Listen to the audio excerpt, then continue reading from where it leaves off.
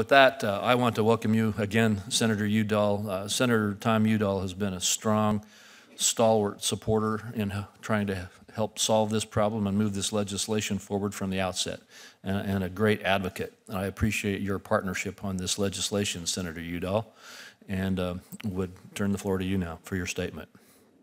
Thank you so much, and thank you both for your very powerful and moving opening statements that really show understanding and compassion of the issue that's before the committee today, and really appreciate you calling today's hearing. And I'm grateful for your leadership and attention to the need to amend the Radiation Exposure Compensation Act. As we are witnessing injustice at the border and remembering the shame of Japanese internment, I am also reminded of the grave injustice done to the Cold War victims of radiation. They came to me and my father in 1977, and we never gave up on their cause. I respectfully ask the committee to advance S-197, introduced by Senator Crapo and myself and several other co-sponsors. This bill would close the gaps in the Radiation Exposure Compensation Act to make sure that those downwinders and miners and millers who were unknowingly exposed to radiation, but who are not now eligible under the Act, are fairly compensated. It's been 8 years since we first introduced this legislation. Last year's National Defense Authorization Act included sense of the Senate language that said all victims should be compensated. So clearly Congress has recognized what the problem is here. While we can't undo the years of suffering, we must do everything we can now to make sure that the many unwilling Cold War victims and their families are compensated. I hope today's hearing represents a key step in closing this sad chapter in our nation's history. The Radiation Exposure Compensation Act, known as RECA, was first passed in 1990 after years of work and litigation. The original version of RECA gave a level of restitution to sick miners and millers and individuals downwind of nuclear tests. In the late 1970s, my father, Stuart Udall, and I took up the fight for uranium miners.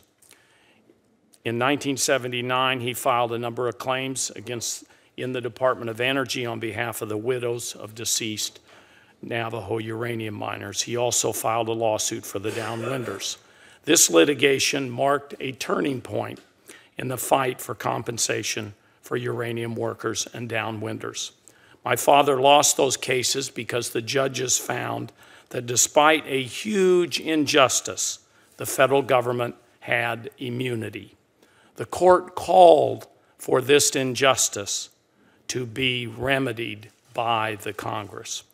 Orrin Hatch, Ted Kennedy, Congressman Wayne Owens joined forces to work to pass legislation. I worked alongside my family to urge action and push for just treatment.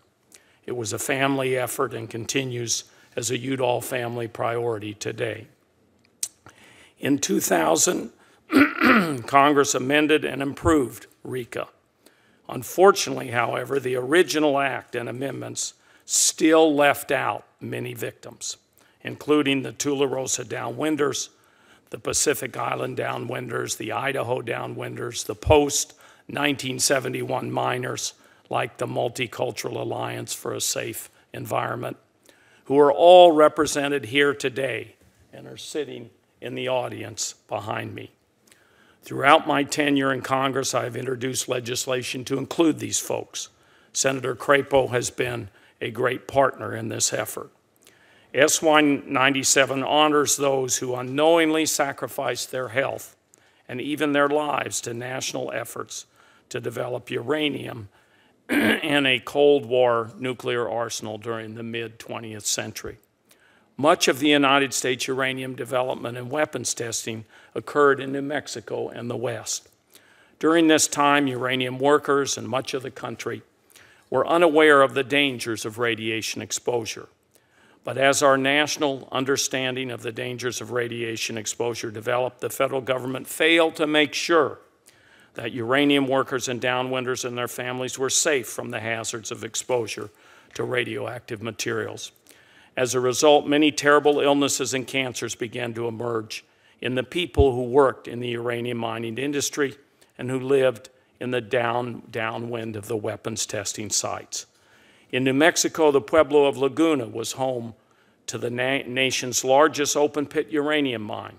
Many large and small mines and mills were opened within the Navajo Nation. Workers from across my state, especially economically struggling rural communities in New Mexico, came to these mines and mills for work. S-197 takes the next step to address the remaining shortfalls of RECA. The bill includes the post-1971 uranium workers as qualified claimants. While the federal government stopped purchasing domestic uranium in 1971, the mines continued to operate and the federal government failed to implement worker safety standards.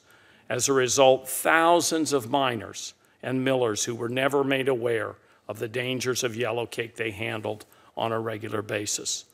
Uranium workers from this period did not have showers or wash basins where they worked. They often took contaminated clothing home to wash, thus exposing their families. They did not have ventilation to prevent unnecessary exposure. Today, these workers continue to suffer and die from illnesses related to radiation exposure. But because their employment began after 1971, the cutoff in the original RECA legislation, they are not entitled to compensation. Our bill changes that. The bill also expands the geographic areas that qualify for downwind compensation to include New Mexico, Idaho, Colorado, and Guam.